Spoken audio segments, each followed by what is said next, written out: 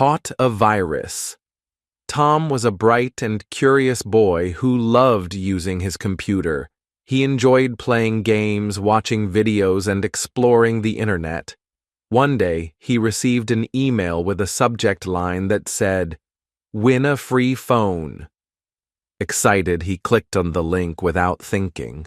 Suddenly, his computer screen started flashing strange messages. His files disappeared, and the computer became very slow. Tom panicked. He realized that he had downloaded a virus. He quickly called his older sister, Lisa, for help. She was good with computers. Lisa scanned the computer and removed the virus, but she also gave Tom an important lesson.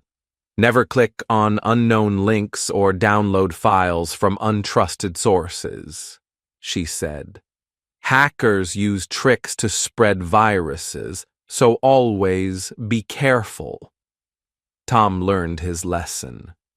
From that day on, he always checked links before clicking and made sure his computer had strong security.